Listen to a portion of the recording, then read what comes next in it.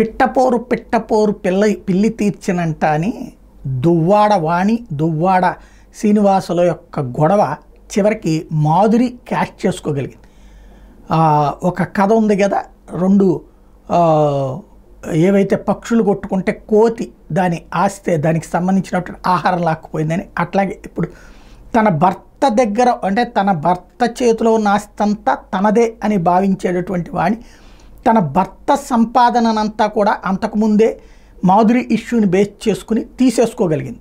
అయితే ఆ మిగిలినటువంటి ఆస్తి అయినటువంటి ఆ కోట్ల రూపాయల విలువైనటువంటి భవనం ఏదైతే ఉందో దాన్ని అది కూడా రాసియమంటూ ఆవిడ గత నెల రోజుల నుంచి చేసినటువంటి ఉద్యమం అయితే ఈలోపు ఇక పరిష్కారం అన్నటువంటి కోణంలో ఎవరు చెప్పారో కానీ ఆయన ఆ ఆస్తిని కాస్త మాధురి పేరుని రిజిస్టర్ చేసి పడేశాడు.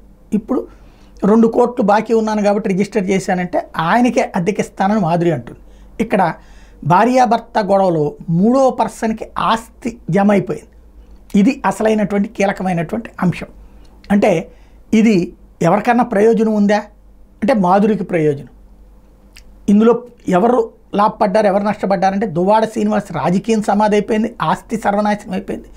దువ్వాడ వాణిది ఇంటి పేరు రోడ్డును పడింది, అట్లాగే ఆస్తి నాశనం అయింది. లాభపడింది సగం లాభం సగం నష్టం ఎవరికంటే మాధురికి నష్టపోయిందేమో పేరు, లాభపడిందేమో ఆస్తి.